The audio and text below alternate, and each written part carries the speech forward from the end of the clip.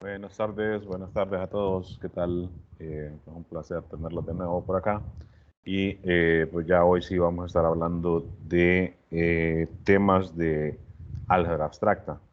La clase anterior o la reunión anterior, pues solo estuvimos platicando sobre conceptos o más bien el funcionamiento general del curso, ¿verdad? Cómo va a funcionar y aspectos generales ahí sobre la clase, ¿verdad? Entonces ya hoy sí vamos a comenzar a hablar del concepto principal que vamos a trabajar aquí, que es el concepto de grupo. Para ello, pues, en todas las áreas de matemática y la mayoría de libros, por ejemplo, que se utilizan en las clases de la carrera, ustedes van a notar que tienen una sección de preliminares, ¿verdad? Yo les recomiendo mucho que pasen por esta sección para asegurarse que pues el libro dice que estos son como temas que son necesarios para comenzar a hablar de grupos. Y solo para que tengan una idea, ojeemos rápidamente qué hay aquí. Principio de buen orden de los enteros, algoritmo de división de los enteros, máximo común divisor, enteros relativamente primos, propiedades del máximo común divisor, propiedades del máximo común divisor, propiedades sobre divisibilidad, mínimo común múltiplo, teorema fundamental de la aritmética, o sea que ahí prácticamente son propiedades relacionadas con los enteros. Se pone a pensar, pues muchas cosas de esas uno pues las maneja normalmente en el curso de matemáticas discretas. Normalmente se trabaja cierta parte con esos conceptos de divisibilidad también, ¿verdad? O pruebas con inducción, por ejemplo, ¿verdad? Entonces algunas de esas cosas están por ahí. Veamos qué más. ¿Qué más hay? Aritmética modular. Esto lo vamos a estar utilizando bastante y de hecho, pues conforme lo vayamos utilizando, ustedes van a ir viendo eh, cómo funciona en el caso de que no lo hayan utilizado antes. Pero eso es la operación esa módulo n, ¿verdad? Cuando uno se utiliza bastante en programación, ¿verdad? Para resolver varios problemas. Y pues acá se va a utilizar bastante para definir cierto tipo de grupos. Veamos qué más. Todo esto es sobre esa álgebra modular, aritmética modular. Números complejos, a uno se los presentan desde 110, ¿verdad? Inducción matemática.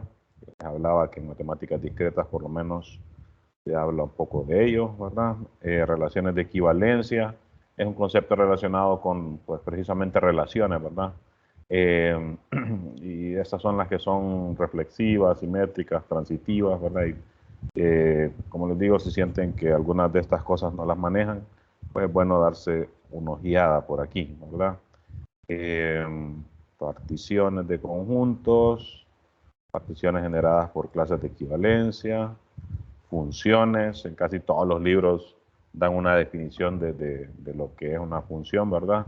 Aquí se utiliza la notación usual para hablar de funciones, ¿verdad? Que es esta de acá. Y noten que según la definición acá,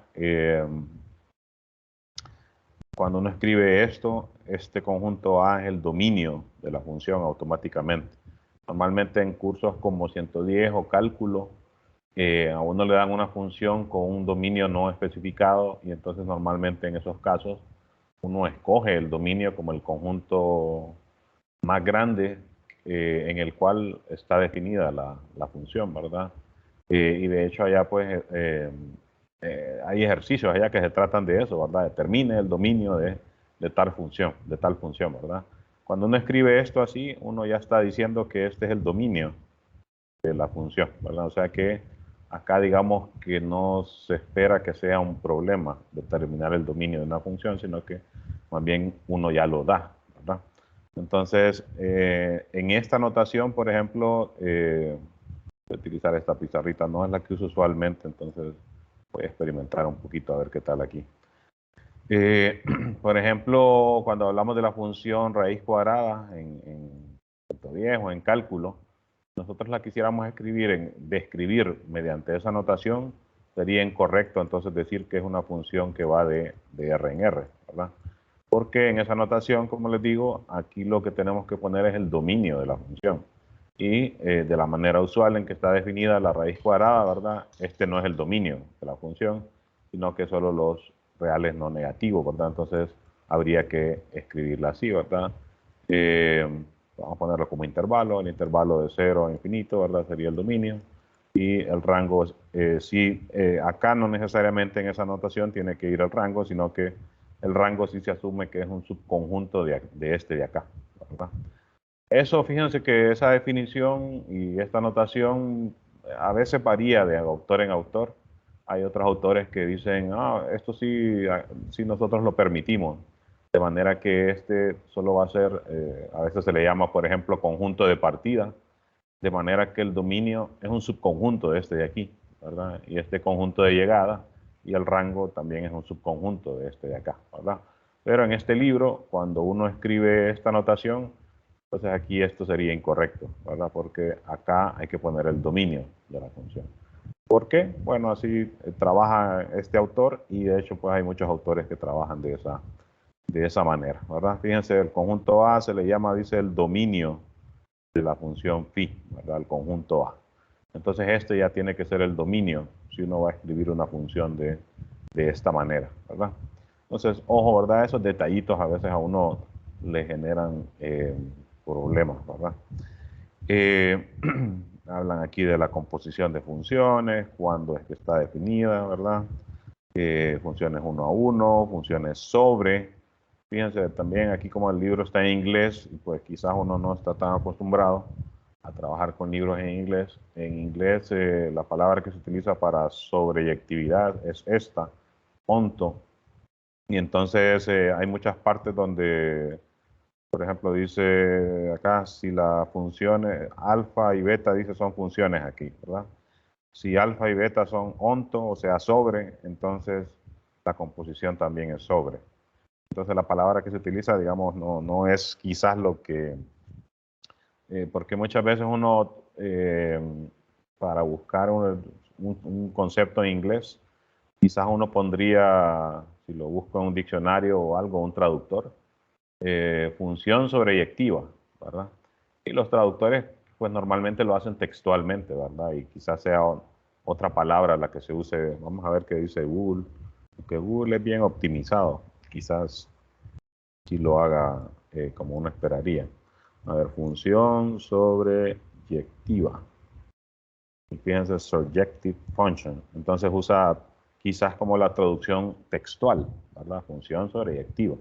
Entonces aquí la palabra que usan para sobreyectividad es esta onto, ¿verdad? Entonces tenganlo en mente ahí también, porque onto es como un adjetivo que también se utiliza en inglés para, como para decir que algo está sobre otra cosa, pero no desde el punto de vista de sobreyectividad, sino que como que algo está encima de otra cosa, ¿verdad?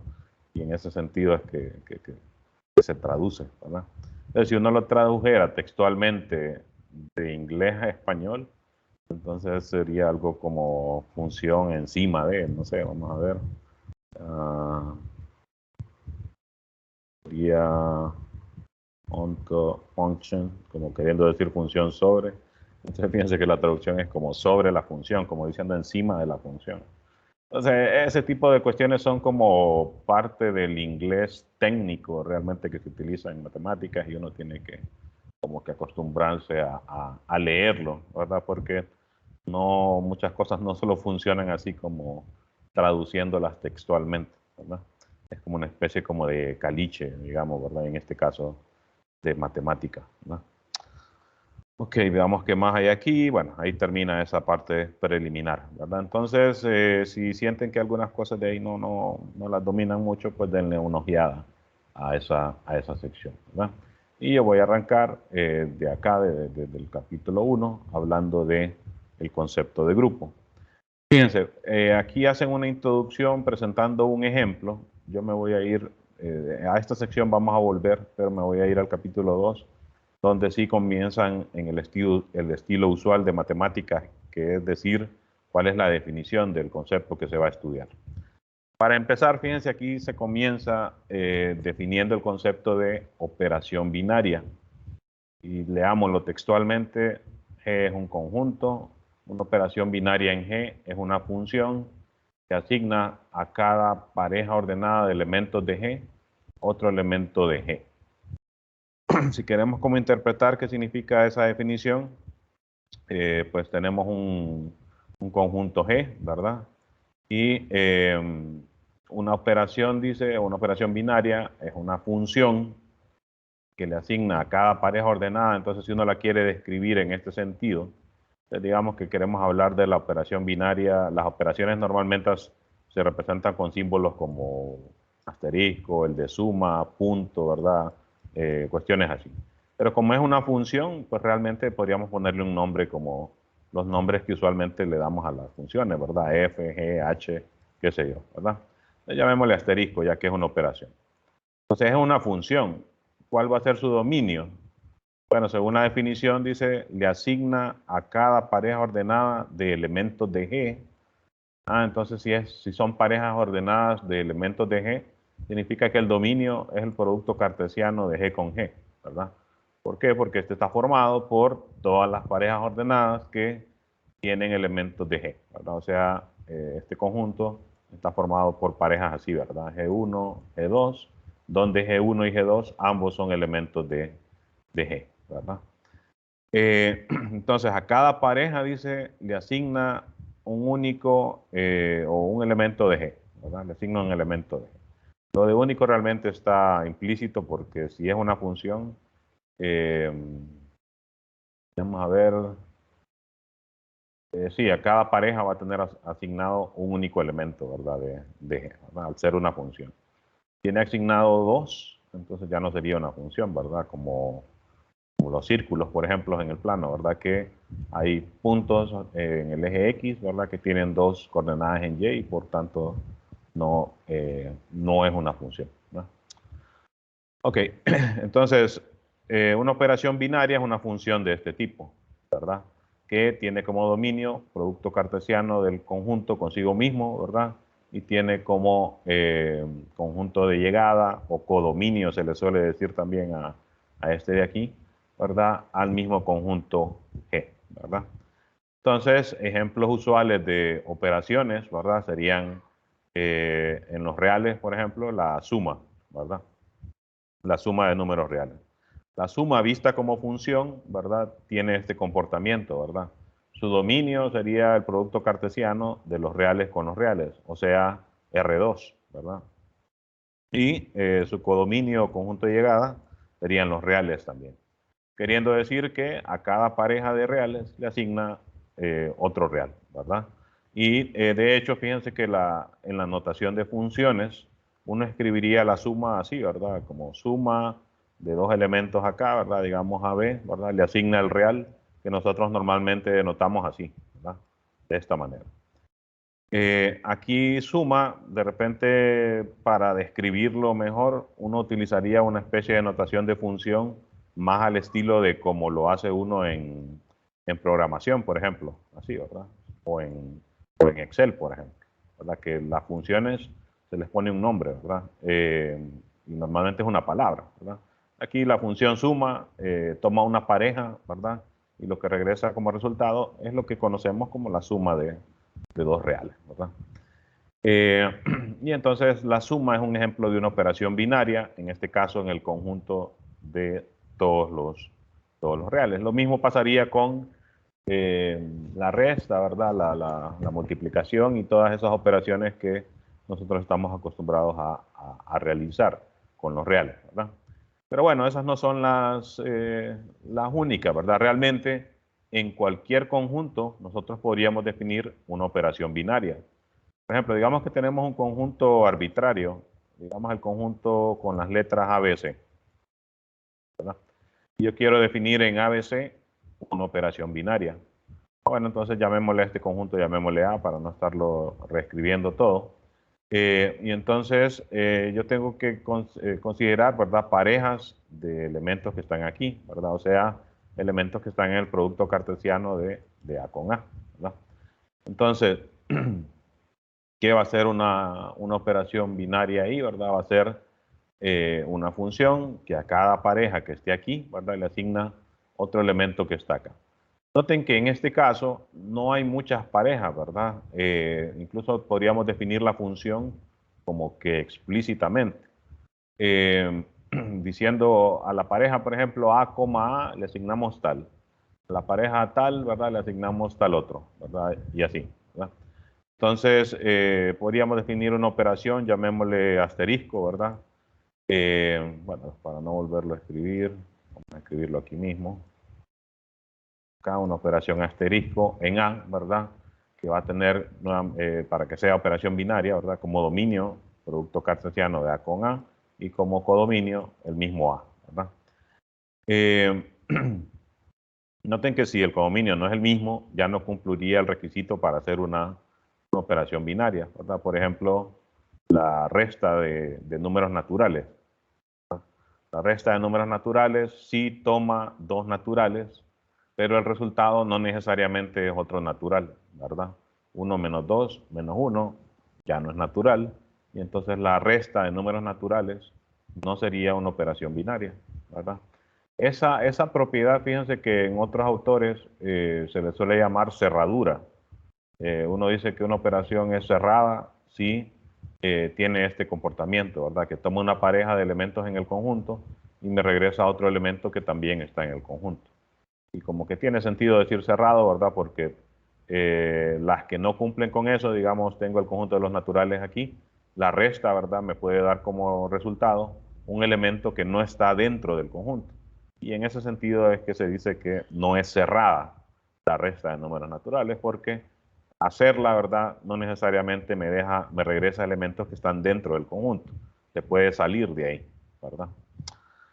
Ok, terminemos entonces de definir nuestra operación binaria.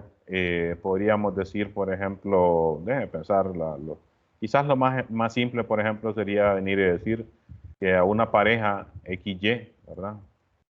Asterisco de XY va a ser igual a X, por ejemplo. ¿Sí? ¿Qué quiere decir? Ah, bueno, aquí habrían 9 parejas, ¿verdad? 3 por 3, ¿verdad? Hay 3 opciones para acá, 3 opciones para acá, ¿verdad? Que son estas 3. Entonces, en total habrían 9 posibilidades, ¿verdad? 9 parejas de elementos de A, ¿verdad? Entonces, uno podría decir, entonces, ¿cuál es el resultado de evaluar asterisco en A, B? ¿Verdad? Que es una de las parejas que están aquí, ¿verdad? Que están aquí, perdón. Bueno, según cómo está definida la función, sería A, ¿verdad? Esto, fíjense que en el mundo, digamos, de las operaciones binarias, en vez de escribirlo así, como normalmente describimos las funciones, uno lo escribiría así, ¿verdad? De esta manera. Esta notación se utiliza más para definir o para hablar de relaciones. Si recuerdan, por ejemplo, yo creo que desde 110 le hablan a uno de relaciones, ¿verdad? Las relaciones, por ejemplo, una relación en un conjunto A es un subconjunto cualquiera del producto cartesiano de A con A, ¿verdad? Lo único que las relaciones no necesariamente están restringidas al producto cartesiano de un conjunto consigo mismo. Por ejemplo, uno puede hablar de una relación R, ¿verdad? Que va de un conjunto A un conjunto B, ¿verdad? Y ¿qué va a ser? Pues R va a ser, para hacer una relación, solo tiene que ser un subconjunto del producto cartesiano de A con B, ¿verdad? Este podría ser A también, y uno diría que R es una relación en A, ¿verdad? Entonces las relaciones, si recuerdan, cuando la primera vez que se las definieron, si dos elementos, decía uno, estaba en la relación R, como es un conjunto, uno lo escribía así, ¿verdad? A, R, B. ¿verdad? Y esto lo que representaba es que A está relacionado con B, ¿verdad? Con respecto a la relación R, ¿verdad? Y esta notación, esto es lo mismo que decir, ¿verdad? Esto es equivalente a decir que la pareja A, B es un elemento de la relación R. Si observan esto, si estas dos son equivalentes, pues es más conveniente escribir esto que esto porque es más corto, ¿verdad? Y quizás esa sea la razón para que en su momento se adoptó denotar las relaciones de esta manera por sobre esta otra, ¿verdad? Porque es más corto estar escribiendo esto que esto, ¿verdad? Entonces, si se ponen a pensar, las operaciones normalmente utilizan esta notación de relaciones, ¿verdad? Perdón, uno la suele escribir así, ¿verdad? Con esta notación por encima de esta otra notación que es más para funciones, ¿verdad? Y de hecho acá, en el ámbito de los grupos, vamos a ver que las operaciones normalmente las vamos a escribir más en esa notación como de relaciones. Déjenme ver si hay algún ejemplo aquí. Pues están en esa línea, parece que en esa misma línea por lo menos no. Así que bueno, noten que en un conjunto arbitrario cualquiera, podemos definir siempre una operación binaria. ¿De cuántas formas? Pues van a haber un montón, ¿verdad? O sea, esa pregunta sería preguntarse cuántas funciones puedo definir entre este conjunto y este conjunto. Pues van a haber un montón, ¿verdad? No recuerdo yo si hay una fórmula, por lo menos para estos casos finitos, de decir cuántas funciones se pueden definir que tengan como dominio este producto cartesiano y que tengan, o en general, el número de formas en que se puede definir una función entre un conjunto y otro, ¿verdad? No recuerdo, yo creo que era algo como 2 a la A por A, ¿verdad? Algo así, no recuerdo, me parece que era algo de esa manera, ¿verdad? Algo en esa línea, pero habría que modificarlo un poquito, ¿verdad? Porque creo que esto es para cuando tengo funciones, por ejemplo, que van de A en A, entonces creo que ahí sí 2 a la A es el número de funciones que se pueden definir de acá para acá. No recuerdo, quizás estoy hablando tonterías ahí, ¿verdad? Pero es algo más o menos como eso, ¿verdad? Entonces, hay un montón de formas, ¿verdad? De definir operaciones binarias, ¿verdad? En un conjunto, ¿verdad? Sería buscar todas las formas en que puedo definir una función que tenga como dominio este conjunto y que tenga como conjunto de llegada este otro conjunto, ¿verdad? Observen que aquí esto está definido de tal manera que no importa qué pareja agarre de las que están aquí, pues me va a regresar un resultado, ¿verdad? Y ese es requisito para que sea una operación binaria, que el dominio sea todo el conjunto, ¿verdad? Entonces, toda pareja que está aquí tiene que tener una imagen, ¿verdad? Con respecto a esa operación, con respecto a esa función, ¿verdad? Ok, entonces, ¿y qué con eso? ¿Por qué se define aquí el concepto de operación binaria si de lo que queremos hablar es de grupos? Bueno, esta es la definición de grupo. Fíjense, dice, sea G un conjunto junto con una operación binaria. Vamos a ir escribiendo como para tratar de ir traduciendo ahí. Voy a ir para acá. Entonces tenemos un conjunto G y tenemos una operación binaria en G. Ya que hemos estado utilizando asterisco, digamos con el asterisco. Entonces, tengo el conjunto y una operación binaria en él, ¿verdad? O sea, esta es como habíamos dicho antes, ¿verdad? Tiene como dominio el producto cartesiano, tiene como codominio a el mismo conjunto, ¿verdad? Eso, fíjense que dice acá, se va a denotar como A por B a la imagen de la pareja A, B, ¿verdad? Significa que lo que escribiríamos normalmente como phi de A, B, que también lo podríamos escribir así, ¿verdad? Como A asterisco B. El libro dice que siempre lo vamos a denotar, ¿verdad? Salvo que uno sepa que es una operación específica, como la suma de números reales, ¿verdad? O sea, la suma de números reales no le vamos a inventar otra notación, ¿verdad? La vamos a escribir como estamos acostumbrados a escribirla, ¿verdad? Pero si es una operación así abstracta que no es conocida, entonces la vamos a denotar simplemente concatenando, la vamos a escribir así, como AB, ¿verdad? Y esto lo que representa es operar el elemento A con el elemento B con respecto a la operación binaria que tenemos ahí, ¿verdad? O sea, esto representa la imagen de la pareja A, B con respecto a la operación que tenemos, ¿verdad? Esta igualdad simplemente viene por notación, ¿verdad? No es por ninguna razón ahí rebuscada, simplemente es la notación que se va a utilizar, ¿verdad? Entonces, siempre que vean aquí A por B o B por A o así, ¿verdad?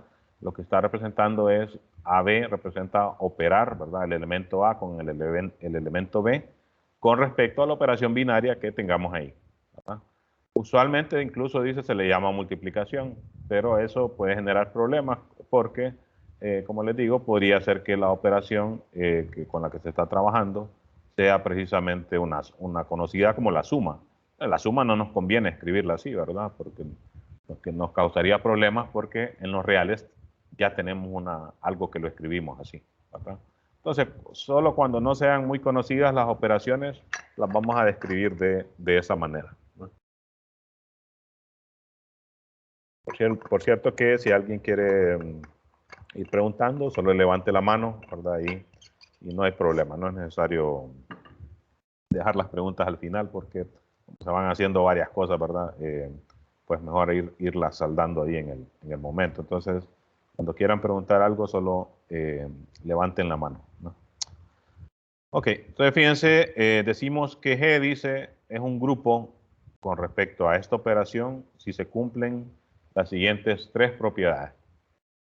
Una, la propiedad asociativa, o sea, la operación tiene que satisfacer la que nosotros ya conocemos como propiedad asociativa, o sea, podemos asociar los elementos, ¿verdad? Da igual hacer esta operación de esta manera que hacerla de esta manera. Otra, tiene que haber un elemento identidad, que le vamos a llamar E, ¿verdad? O sea que cuando estemos trabajando con conjuntos, ¿verdad? Siempre que miremos una E por ahí, nos estamos refiriendo a ese elemento identidad, ¿verdad? Viene siendo como cuando en las matrices se escribe I, uno ya sabe que uno se está refiriendo a la matriz identidad, ¿verdad? Entonces aquí en grupos, cuando escribamos E, ya sabemos que nos estamos refiriendo a ese elemento identidad. ¿Qué cumple ese elemento? Pues lo que uno esperaría. De hecho, funciona como la matriz identidad, ¿verdad? Que operado con cualquier elemento, en cualquier orden, ¿verdad? Me da como resultado el mismo elemento. O sea, funciona como una identidad, ¿verdad? Y además tienen que haber inversos. Eso significa también lo que uno esperaría. Para cada elemento en el conjunto tiene que haber otro que se llama el inverso de A, tal que se da esta igualdad, ¿verdad? Que noten que es precisamente también la forma en que se define la inversa de una matriz, por ejemplo. O sea que tenemos como que algo con qué asociar, ¿verdad? Esta definición de grupo se puede asociar un poco como cuando uno define la matriz identidad y las inversas de matrices cuadradas, ¿verdad? Allá en álgebra lineal, ¿verdad? Entonces, ¿qué es un grupo? Cualquier conjunto con una operación binaria que satisface estas tres propiedades. Si ustedes hojean alguno de los otros libros que les recomendé o cualquier otro libro de álgebra abstracta o cualquier otra página o algo, ¿verdad? Van a ver que hay otros autores que prefieren poner ese hecho de que les hablaba de la cerradura, ¿verdad? De la operación. De hecho, aquí hablan de ello. Esta condición se le suele llamar closure, que es como cerradura, ¿verdad? Entonces hay otros autores de libros que ponen esa cerradura como una propiedad, como para hacer énfasis, ¿verdad? Que eso es un requisito para que podamos hablar de un grupo. Pero aquí está como que implícito del hecho de que la operación que tengamos sea una operación binaria, implícitamente me está diciendo que se da esa propiedad de cerradura, ¿verdad? Entonces, fíjense, aquí el libro hace un montón de ejemplos y de hecho pues hay infinitos grupos, entonces se hacen algunos ejemplos aquí de grupos como que son los más populares de repente, ¿verdad? Eh, los enteros, dice aquí por ejemplo, los enteros, los racionales y los reales, todos son grupos con respecto a la suma usual, ¿verdad? Con respecto a la suma de reales, suma de enteros, suma de racionales. Y pues no es necesario como ponerse a hacer una demostración, no es necesario escribir mucho, ¿verdad? Nosotros sabemos que la suma, tanto de reales, de enteros, de racionales, es asociativa. La suma tiene el elemento de identidad que sería el cero, ¿verdad? Porque el cero satisface, ¿verdad? Que A más cero, ¿verdad? Es lo mismo que 0 más A y es lo mismo que A, ¿verdad? Denme un minuto, ya regreso. Voy a pausar esto por aquí, bueno, el video por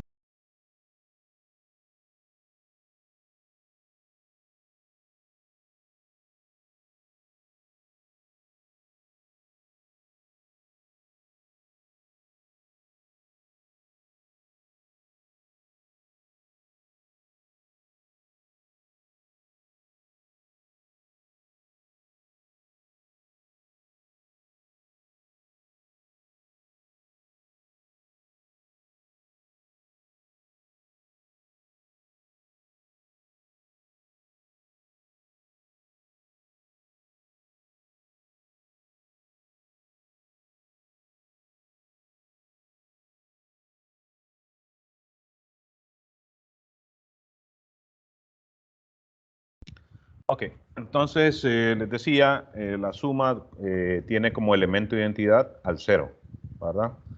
¿Qué más, verdad? En la suma tienen que haber inversos, ¿verdad? Y pues ya sabemos que para la suma, tanto de enteros como de reales, como de racionales, el opuesto, ¿verdad? Del elemento, pues siempre es tal que cuando lo opero con el elemento original, me da el elemento identidad. Y en cualquier orden, ¿verdad? Si lo hago al revés, pues también bueno, aquí no es necesario poner paréntesis. Si lo hago al revés, pues también me funciona. Y entonces decimos que el inverso del elemento A es menos A. Y entonces se cumplen todos los... y lo otro es como les digo, de repente por eso los autores lo ponen a veces como otro inciso, eso es la cerradura, porque incluso pues, a uno se le puede olvidar. Entonces, ¿qué implicaría la cerradura ahí, verdad?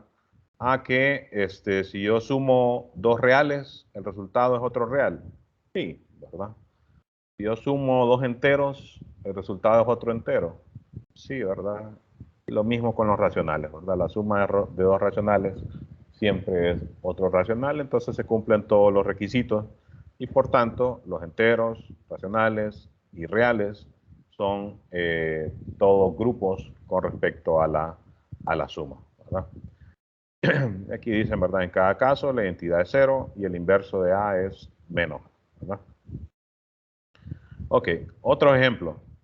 Los enteros, dice, con respecto a la multiplicación usual, no es un grupo. ¿Por qué? Bueno, porque si yo busco inversos, ¿verdad?, de enteros con respecto a la multiplicación, voy a tener que hablar de fracciones, ¿verdad? O sea, 5 con respecto a la multiplicación, su inverso multiplicativo, en todo caso sería un quinto, ¿verdad? Que no es un entero. Entonces 5 no tiene un inverso con respecto a la operación de multiplicación, pero de enteros, ¿verdad? Y noten que es importante aquí ser específico, ¿verdad? Porque si es multiplicación de racionales, ahí no hay problema, ¿verdad? Bueno, de hecho sí, porque estaría el 0, ¿verdad? El 0 no tiene inverso multiplicativo tampoco, ¿verdad? O sea, no existe ningún racional, ¿verdad? Tal que multiplicado por 0, ¿verdad? Me dé el elemento de identidad que es 1, ¿verdad? Esto no existe ningún X, ¿verdad? Que cumpla con esto. Entonces, los racionales, aunque sí tienen inversos casi todos, ¿verdad? El 0 no tiene inverso multiplicativo. Y de hecho esa es una buena forma de responder cuando uno se pregunta por qué no hay división por 0. Bueno, porque el 0 no tiene inverso multiplicativo, ¿verdad? En el grupo de o si uno quisiera hablar de grupo de los racionales con respecto a la multiplicación. La mejor forma realmente de decirlo sería los racionales con respecto a la multiplicación no tienen inverso multiplicativo definido. ¿Qué significa? Que esa operación, ¿verdad?, la multiplicación, su dominio no sería los racionales con los racionales, ¿verdad? O sea, porque estaría dejando por fuera algunas parejas por ahí, ¿verdad? Entonces, no habría, por ejemplo, una pareja, ¿verdad? Aquí, ¿verdad? Que tuviera el 0 y aquí otra cosa, ¿verdad? De tal manera que a este elemento lo que le asocia a la función sea 1, ¿verdad? Entonces, no existe, otra forma de decirlo es, no existe una preimagen para el 1 con respecto a la multiplicación, ¿verdad? Entonces, por eso entonces incluso los racionales con respecto a la multiplicación tampoco serían un grupo, ¿verdad? Por cierto, aquí déjenme ver, creo que este libro no lo utiliza tanto. Déjenme ojear así rápidamente. Pues por lo menos así rápidamente no lo veo. Entonces, es una forma común, una notación común cuando se habla de un grupo G, ¿verdad? Con respecto a una operación asterisco, escribirlo así, como una pareja cuya primera coordenada es el conjunto y cuya segunda coordenada es la operación binaria, ¿verdad? Y entonces es usual ver en otros libros que digan esto es un grupo, por ejemplo, como una afirmación, ¿verdad? Y entonces, no se habla solo del conjunto, porque la definición de grupo ocupa, digamos, el conjunto y la operación binaria, ¿verdad? Entonces, lo que es un grupo es el conjunto junto con la operación, no solo el conjunto en sí, ¿verdad? Sino, así como en álgebra lineal, si recuerdan, les había dicho la vez pasada que espacio vectorial es un ejemplo también de una estructura algebraica, ¿verdad? Solo que ahí tenemos el conjunto de vectores, ¿verdad? La suma de vectores y una multiplicación por escalares, ¿verdad? Que la podríamos denotar así. Y entonces ahí lo que es un espacio vectorial es el conjunto junto con la suma y junto con la multiplicación por escalares, ¿verdad? Entonces es una terna, ¿verdad? Formada por el conjunto y esas dos operaciones, ¿verdad? Esta es una operación binaria, en la estructura de espacio vectorial, esta es una operación binaria en B, pero esta no, ¿verdad? Porque aquí, de hecho, no se multiplican vectores con vectores, ¿verdad? Sino escalares, ¿verdad? Con vectores. Entonces, este tipo de operación es diferente, ¿verdad? Esta no sería una operación binaria, ¿verdad? Por lo menos en B, ¿verdad? Así como está la definición de operación binaria, ¿verdad? Entonces, si leen de otros libros, pues van a ver que es común hallarse con esta notación, ¿verdad? Decir que el conjunto, junto con la operación, es o no es un grupo, ¿verdad? Entonces, por ejemplo, dijimos ahorita los reales con la suma usual, ¿verdad? Los racionales con la suma usual y los enteros con la suma usual también todos, ¿verdad? Forman un grupo, ¿verdad? Ok, y los enteros con el producto usual no es un grupo, ¿verdad? Los racionales con el producto usual tampoco, los reales con el producto usual tampoco, ¿verdad? Porque ni siquiera en los reales el cero tiene inverso multiplicativo, ¿verdad? Pero si se hace esa restricción, y de hecho creo que aquí lo dan como ejemplo, aunque miren el orden que van aquí.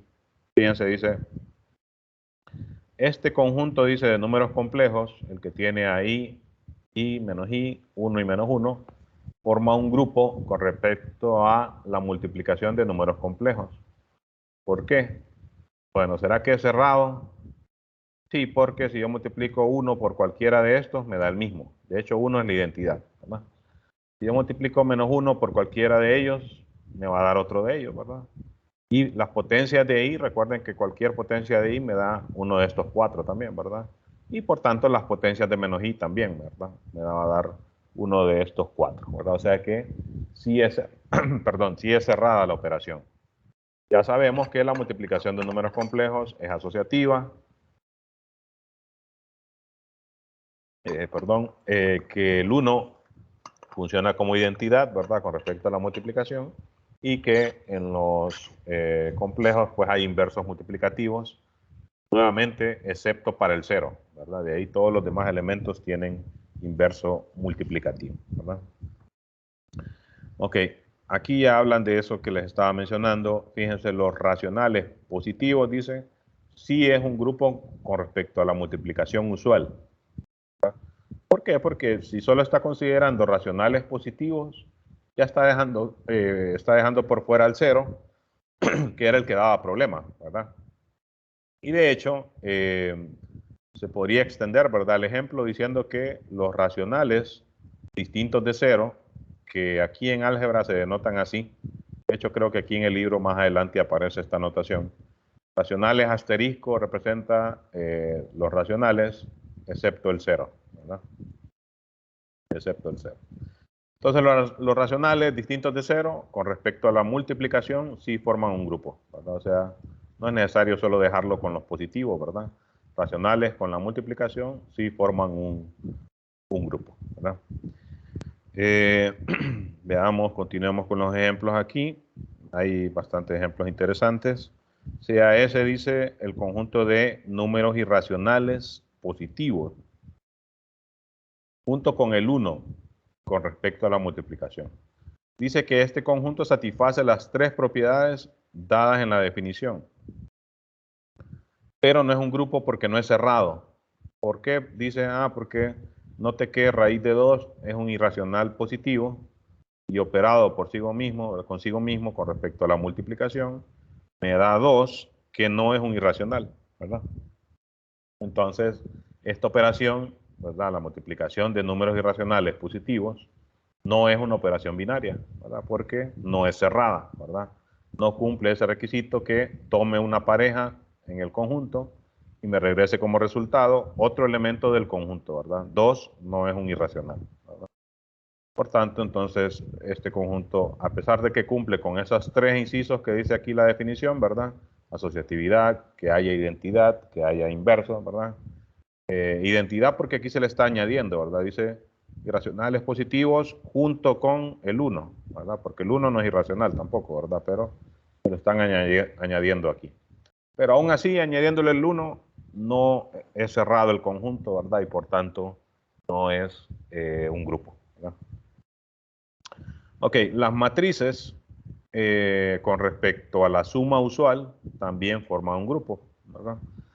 La suma de matrices, pues si recuerdan, ¿verdad? Sumar dos matrices aquí toman el ejemplo de matrices de 2 por 2, pero realmente sería para matrices de m por n, ¿verdad? La suma de matrices de m por n, si yo sumo dos matrices del mismo tamaño, el resultado es otra matriz del mismo tamaño, ¿verdad? O sea, la operación es cerrada, es una operación binaria, ¿verdad? El elemento identidad sería la matriz de ceros, ¿verdad? Y el inverso, ¿verdad? Sería la matriz opuesta a la original, ¿verdad? Y ojo, aquí la identidad es la matriz de ceros porque la operación es la suma, no la multiplicación, ¿verdad? Entonces, para sumar una matriz y que me dé el mismo resultado, tengo que sumar con la matriz de cero, ¿verdad? Entonces, las matrices junto con la suma forman un grupo también, ¿verdad? Fíjense, aquí hablan de otro conjunto, Zn, dice, denota los enteros entre 0 y n menos 1. Esta notación la vamos a estar utilizando bastante y dice, es un grupo, para n mayor o igual que 1 aquí, ¿verdad? Es un grupo con respecto a la suma módulo n, por ejemplo. Y aquí es donde empezamos a ver esa operación módulo n que les decía que aparecía ahí en los preliminares. Entonces, por ejemplo, digamos que tomamos un caso pequeño, Z4, ¿no?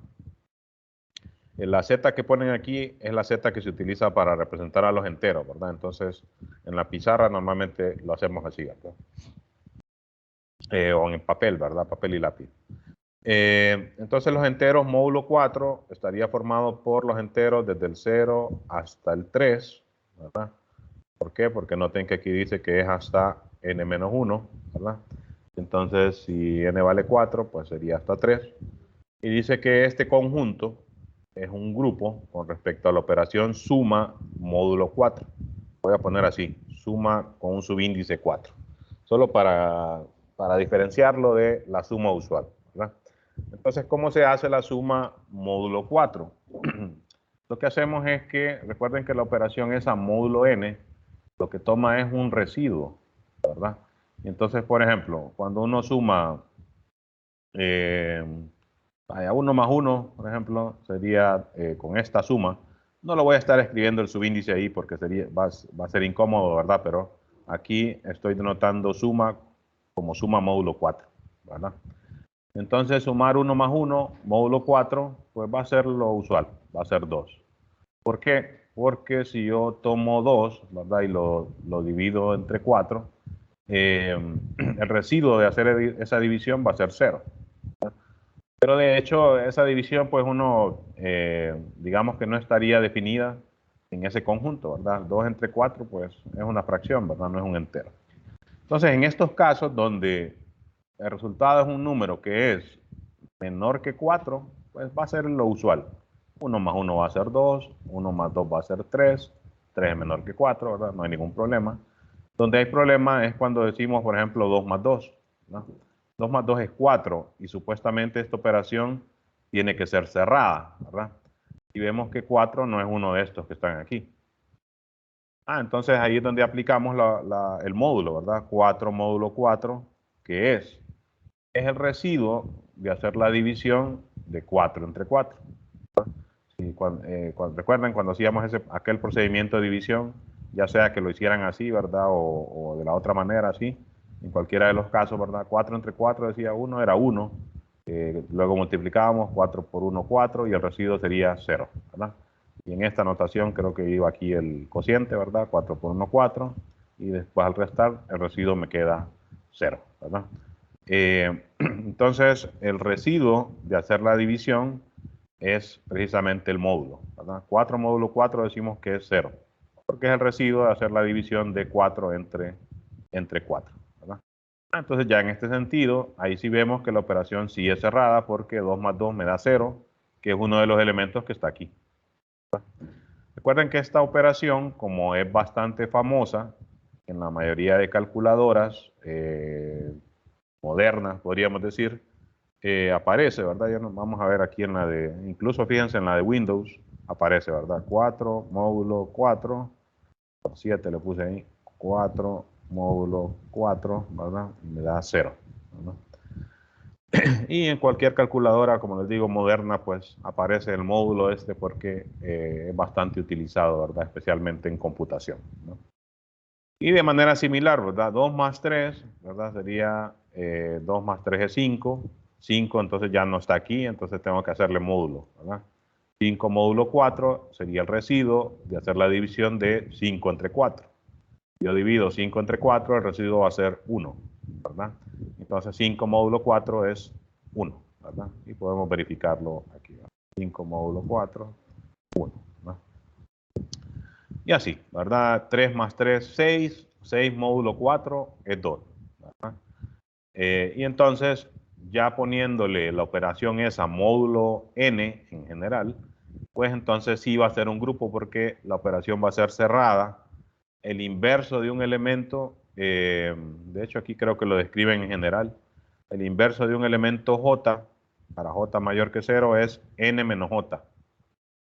Por ejemplo, el inverso aquí de 3 sería 4 menos 3, n menos 3, ¿no? 4 menos 3, 1. Verifiquemos a ver si es cierto que es el inverso. Bueno, 1 más 3 es 4. 4 módulo 4 es 0, que aquí es la identidad, ¿verdad? Este es el elemento identidad aquí, ¿verdad? 0 es la identidad, el inverso de un elemento j es n menos j, ¿verdad? Y la operación es asociativa, ¿verdad? Porque pues prácticamente funciona como una suma usual, ¿verdad? Salvo que al resultado hay que tomarle módulo, ¿verdad? En estos casos no es necesario, aunque uno también, ¿verdad? 3 módulo 4 realmente es 3, ¿verdad? Como que aquí en estos casos, pues no tiene sentido hacer esta división. Y de hecho yo no recuerdo cuál es la definición estricta del módulo. Para decir 3 módulo 4 es 3. ¿Verdad? Déjenme ver si aquí en los preliminares lo dicen como que una definición así formal, ¿verdad? Déjenme ver. Solo lo dan con ejemplos y hablan aquí también del algoritmo de división, ¿verdad? Pero no dan una definición formal para decir ahí como con más precisión por qué 3 módulo 4 es 3, por ejemplo, ¿verdad? Como que no se escucha muy bien solo decir no tiene sentido dividir 3 entre 4, entonces es 3, ¿verdad? Estoy seguro que debe haber una definición ahí formal para decirlo mejor, ¿verdad? Pero no recuerdo una definición formal de, de eso de la operación módulo n en el caso de que el entero sea menor que n, ¿verdad? Quizás sea como una función seccionada, ¿verdad? K módulo n de repente se puede definir como k, ¿verdad? Si k es menor que n, ¿verdad? Y haciendo lo del residuo, ¿verdad? El caso del residuo, en el otro caso, ¿verdad? De repente sea algo como esto, ¿no? Ok, entonces lo mismo, ¿verdad? Para otro n, pues hacer módulo 4 es diferente que trabajar módulo 5, es diferente que trabajar módulo 6, pero en cualquier caso, ¿verdad? Para todo n, estos enteros con la operación suma módulo n forman un grupo y se le llama precisamente el grupo de los enteros módulo n, ¿verdad? Este grupo va a aparecer bastante más adelante y entonces hay que tenerlo ahí presente, ¿verdad? De hecho, pues ya vamos a ver una lista que presenta aquí el libro como de grupos famosos. Pero continuemos. Aquí la mayoría, fíjense, de ejemplos, la mayoría son relevantes. Incluso aquí el libro hace algunos ejemplos que son como teoremitas, ¿verdad? Entonces hay muchos ejemplos acá que que no es bueno pasárselos por encima. Fíjense acá, ya utilizan la notación esa que les decía de poner el asterisco como exponente, ¿verdad? Así como lo dice, a ver, ¿dónde fue? Aquí, ¿verdad? Poner el asterisco como exponente significa quitar el cero, ¿verdad? Entonces aquí igual, los reales, ¿verdad? Asteriscos significan los reales distintos de cero. Y como habíamos dicho ahí, es un grupo con respecto a la multiplicación.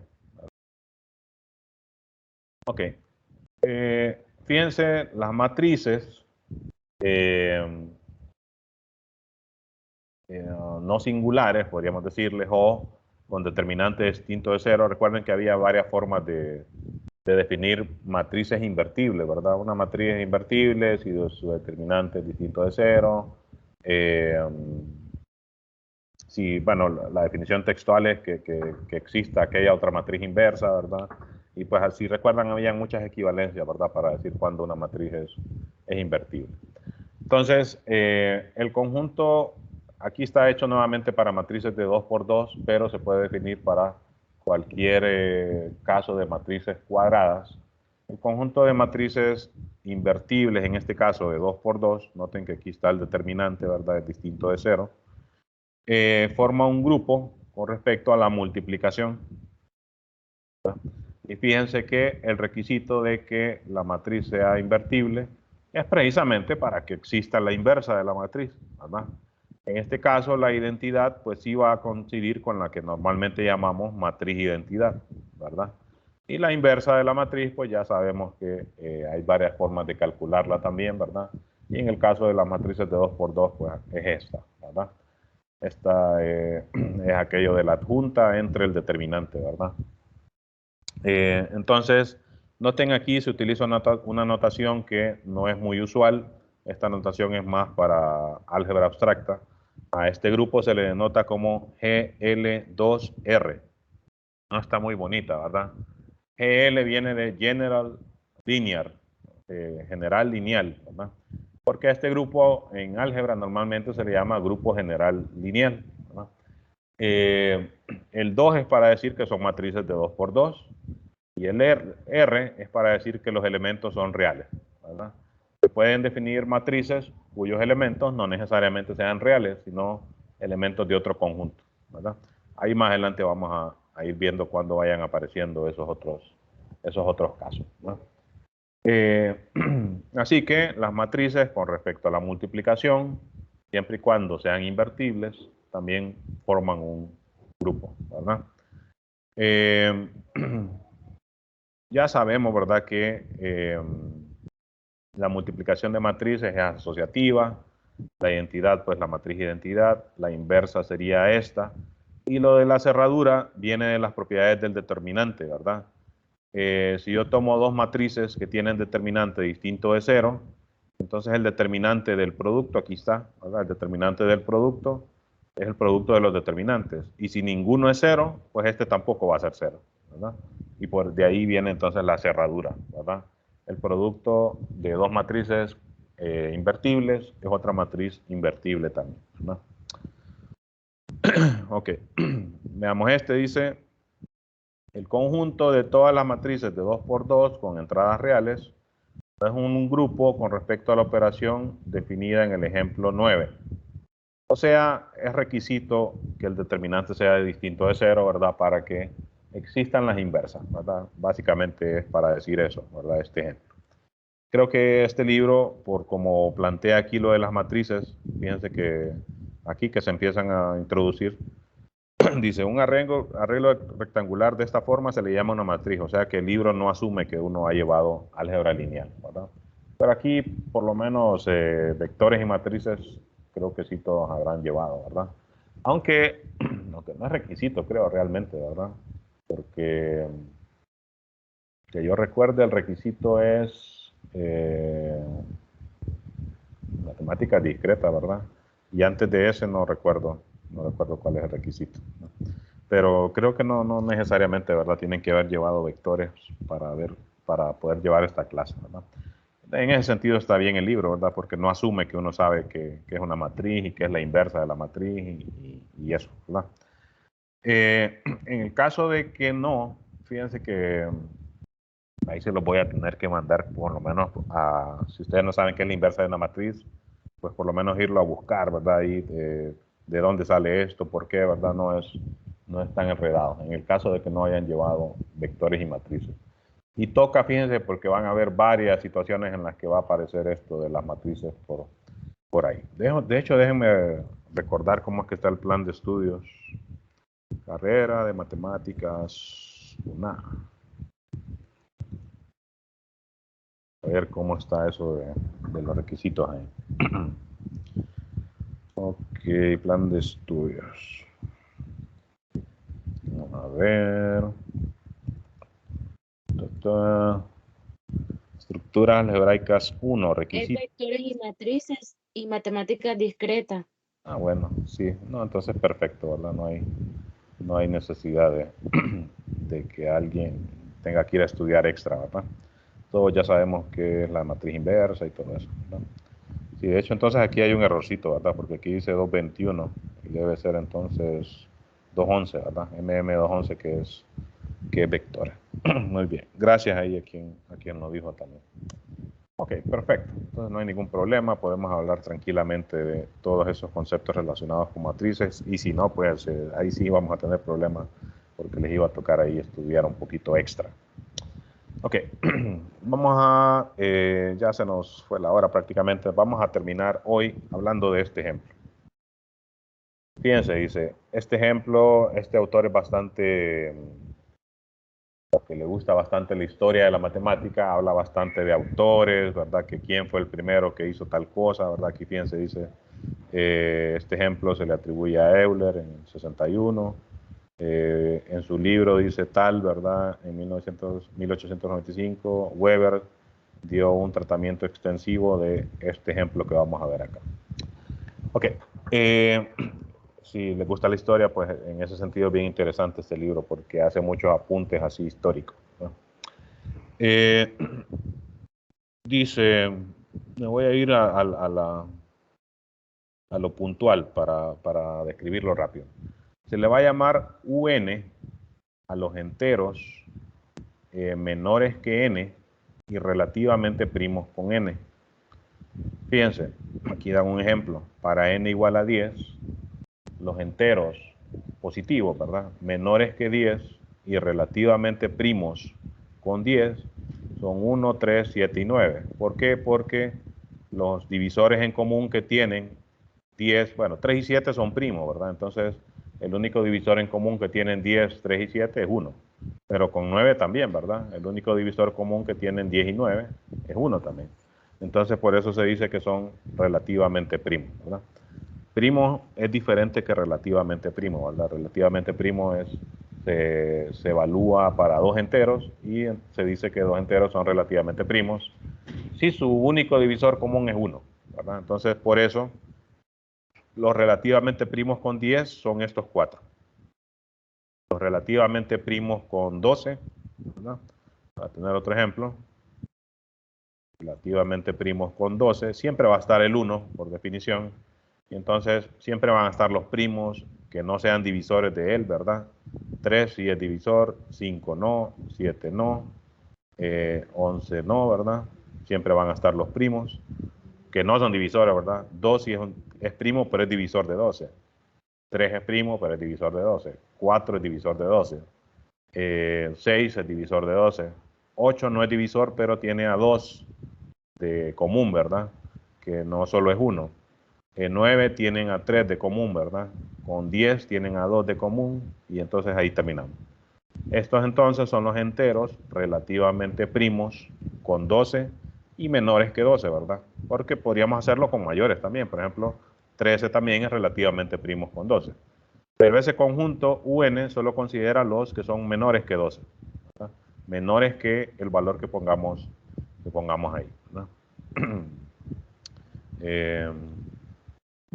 Ok, entonces fíjense, en este conjunto se define un grupo mediante la operación multiplicación módulo n. Ya no es suma módulo n, sino multiplicación módulo n. ¿Cómo es la multiplicación módulo n? Similar que la suma. Por ejemplo, En el caso de que el resultado de hacer, por ejemplo, 3 por 3 es 9. 9 es menor que 10, entonces 9 módulo 10 es 9, como que no hay nada que hacer. Pero vaya, 3 por 9 es 27. Y fíjense, aquí el resultado módulo 10 es 7, ¿verdad? Porque 27 módulo 10 es 7, ¿verdad? Yo divido 27 entre 10, el residuo me va a quedar 7, ¿verdad? Entonces, similar, así se llena esta tabla, ¿verdad? 9 por 9, 81. 81 módulo 10 es 1, ¿verdad? Lo podemos hacer rápidamente aquí en la calculadora, ¿verdad? 81 módulo 10, 1, ¿verdad? ¿Por qué? Porque si divido entre 81 entre 10, lo más cercano es 80, ¿verdad? Y me va a sobrar 1, ¿verdad? Ok, entonces se puede demostrar, ¿verdad? Y aquí creo que lo mandan a uno a hacerlo, o sea que está como ejercicio, ¿verdad? Que este conjunto, en general, para cualquier n mayor que 1, junto con esta operación, forma un grupo. O sea, tiene que ser cerrado, tiene que ser asociativo, tiene que haber inverso, ¿verdad? Y tiene que haber elemento identidad. La identidad va a ser el 1, ¿verdad? El inverso, pues, uno trata de repente decir una fórmula, ¿verdad? El inverso de tal es tal, ¿verdad? Así como dijeron en el caso de la suma módulo n. Ver por qué se da la asociatividad, eso creo que estará en el capítulo 0, ¿verdad? Que es el de preliminares, sobre las propiedades esas de la aritmética modular, ¿verdad? Ok, entonces aquí nos vamos a quedar por hoy. Fíjense, tenemos una lista de ejemplos de grupos. Por ahora, fíjense, no tenemos mucho contenido. Para las tareas, yo normalmente lo que voy a hacer, por si quieren ir como tratando de avanzar, es que voy a agarrar unos cuantos ejercicios de aquí. Normalmente escojo impares, porque este libro, como la mayoría de libros de matemáticas, los impares tienen sugerencias de cómo hacerlos aquí al final, ¿verdad? Quizás no hechos exactamente, pero por lo menos dicen, haga tal cosa, ¿verdad? Use contradicción, por ejemplo. O sea, no me dice exactamente cómo hacerlo, pero por lo menos me da una idea, ¿verdad? Entonces, normalmente yo dejo ahí de tarea de eso, una lista de esos ejercicios impares. Entonces, si quieren ir como avanzando, ¿verdad? Pues pueden ir agarrando esos ejercicios impares y tratando de hacer los que puedan, ¿verdad? Al final yo no se los voy a dejar todo, ¿verdad? Las tareas, recuerden, solo valen 3 puntos cada una. Entonces, de repente yo les deje unos 5 ejercicios de aquí, ¿verdad? Algunos que yo considere como interesantes, ¿verdad?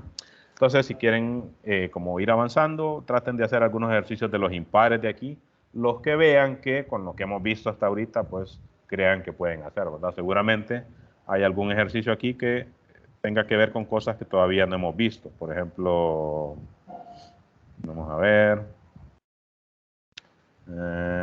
Pues la mayoría de esto sí tiene que ver con lo que hemos hablado ahorita. Este, por ejemplo, D4. ¿Qué es D4? No sé. Entonces no voy a intentar hacer esto porque todavía no sé qué es D4, ¿verdad? Pero más adelante sí lo vamos a ver qué significa eso, ¿verdad? Ok. ¿Alguien tiene alguna consulta sobre lo que hablamos hoy o sobre la clase en general?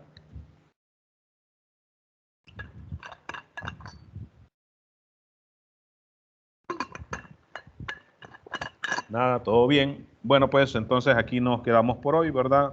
Pendientes ahí siempre a lo de los avisos ahí en el campus virtual para la próxima reunión, ¿verdad? Nos veremos entonces. Saludos a todos.